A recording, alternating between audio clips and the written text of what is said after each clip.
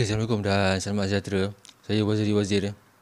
Untuk episod ringkas kali ni saya nak share tips saya kalau kepada sesiapa yang berminat nak jadi YouTuber untuk tahun 2022 ni lah.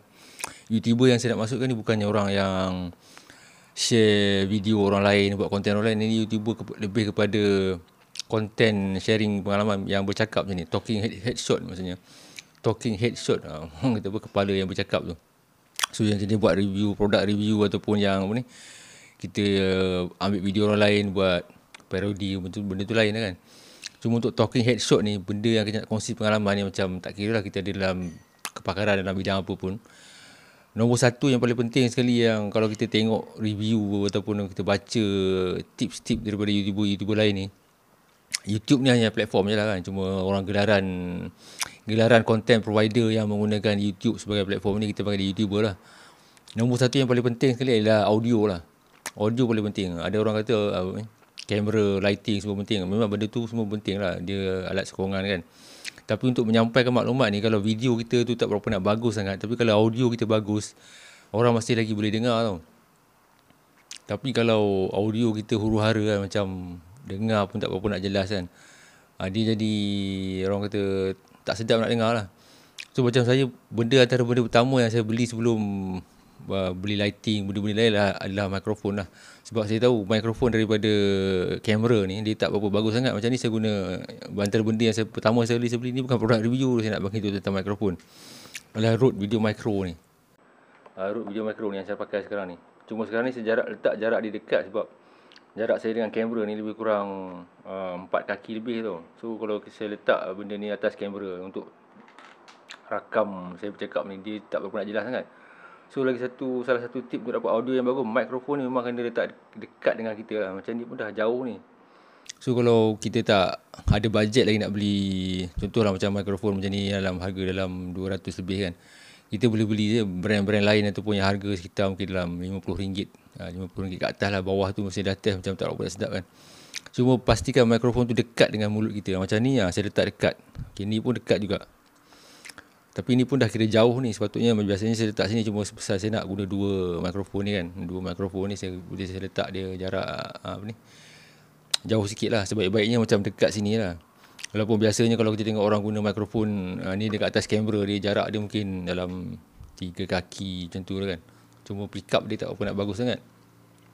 So point ni lah, sebelum kita fikir tentang apa, kita carilah mikrofon yang bagus lah, belilah. Maksudnya kalau kita serius, tak salah kita melabur untuk mikrofon yang bagus lah. Sebab nanti kalau kita dah buat sikit, kita rasa mikrofon tu tak bagus lah, kita beli brand ni dah macam membazir kan. So mula-mula sekali saya memang beli Video Micro ni, Rode Video Micro ni lah. Kalau kita nak beli brand lain tu terpulang lah. Cuma apa yang saya nak bagi tahu, dapatkan mikrofon yang bagus selain daripada apa yang ada dekat kamera tu.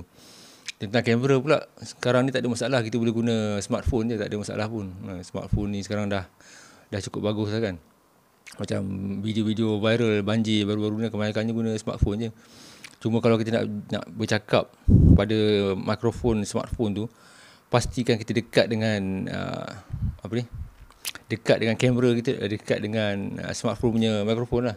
Maksudnya kalau kita nak ambil gambar, contohlah gambar banjir ke gambar pemandangan, kalau kita nak bercakap tu biar dekat, masa kita pegang kamera tu, mikrofon tu biar dekat dengan mulut kita sini kan, ataupun dekat sini ke mana-mana lah. Tapi pastikan mikrofon kita dekat, kita pegang kamera kita, macam ni kita rakam. Jangan macam ni kan, lepas tu kita bercakap, suara dia macam tergelar timbul. Kalau kita nak rakam gambar-gambar, contohlah gambar banjir kan, kita nak rakam kan, jangan jauhkan macam ni, lepas tu kita bercakap. Kalau nak ambil gambar view je tak apa, tapi kalau kita nak ambil gambar, nak bercakap juga, pastikan kamera ni smartphone kita dekat dengan mulut kita. Kita cakap, okey sekarang ni saya berada di sekian-sekian tempat, keadaan banjir sekarang macam ni. Maksud dekat dengan mikrofon tu. So maklumat tu boleh membantu orang lain lah, daripada kita ambil jauh gambar huru-hara kan.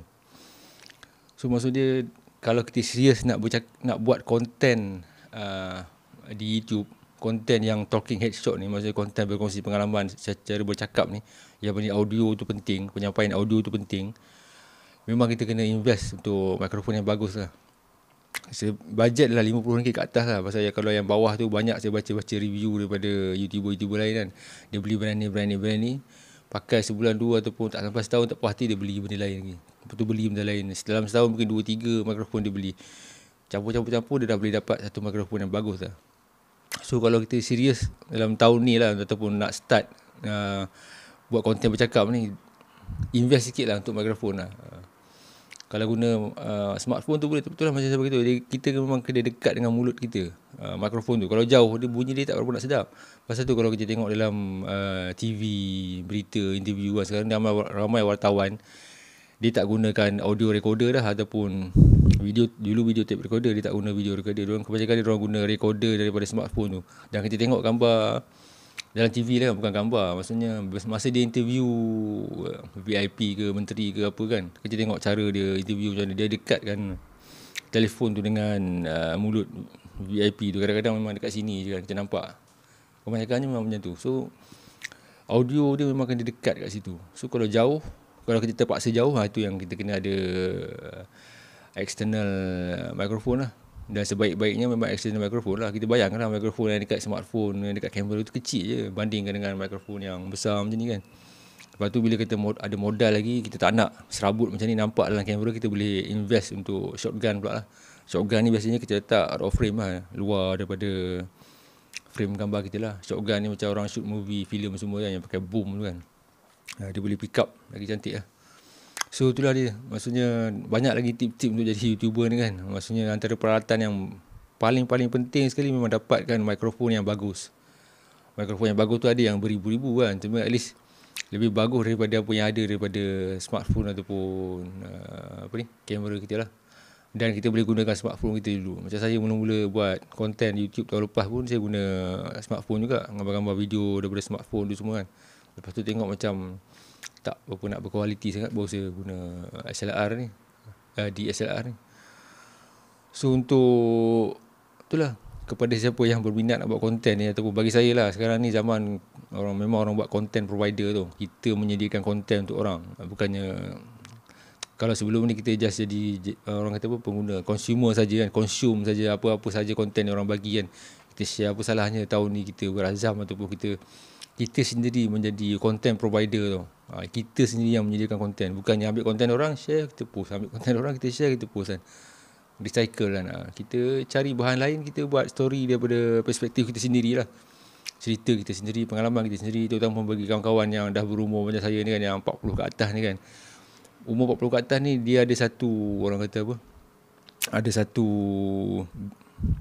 benda yang berharga yang orang muda, yang viral macam mana pun yang tak ada, itu pengalaman. Sebab pengalaman ni dia tak boleh pergi kedai beli install kan, tak boleh. Dia memang kena lalui benda tu. Pengalaman ni lah yang akan membezakan kita, konten kita daripada generasi muda kan. Generasi muda dia boleh buat macam-macam, TikTok itu ni semua, tapi dari segi pengalaman ni dia tak ada. Bukan tak, pasal dia lah umur dia mungkin 20-an, 30-an kan, membandingkan umur 40, 50, 60-an.